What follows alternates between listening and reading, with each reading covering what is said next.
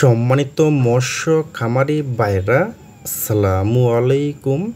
আরও একটি নতুন ভিডিওতে স্বাগতম জানাচ্ছি এবং আজকের ভিডিওতে কিছু গুরুত্বপূর্ণ কিছু কথা বলবো এবং হাইব্রিড বা আফ্রিকান মাগুর মাছের পোনাটা কেমন পুকুরে চাষ করবেন এবং হাইব্রিড মাগুর মাছকে কী খাবার দিবেন এবং হাইব্রিড মাগুর মাছটা মাত্র 3 মাসে কিভাবে বাজারে বিক্রি করতে পারবেন। তা ভিউয়ার্স, আজকের ভিডিওটা আমি সম্পূর্ণ দেখাবার চেষ্টা করব।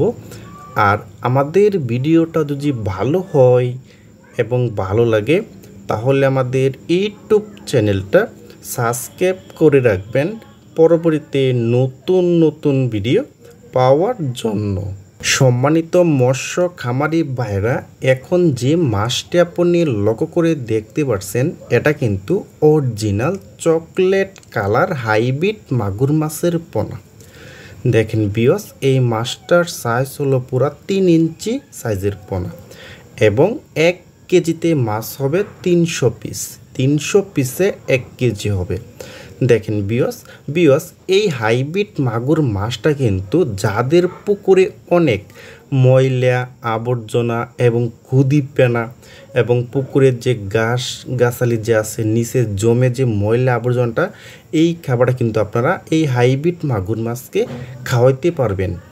আর এই হাইব্রিড মাগুর মাছটা কিন্তু 3 মাসে কিন্তু প্রতিটি মাছের ওজন আনতে পারবেন 1 কেজি করা যাবে কিন্তু। দেখেন ভিউয়ার্স, আর এই হাইব্রিড মাগুর মাছটা কিন্তু এখন বর্তমানে আমরা 2025 সালের কিন্তু একদম সীমিত প্রাইসে কিন্তু বিক্রি করতেছি। দেখেন ভিউয়ার্স, এটা কিন্তু অরিজিনাল চকলেট কালার।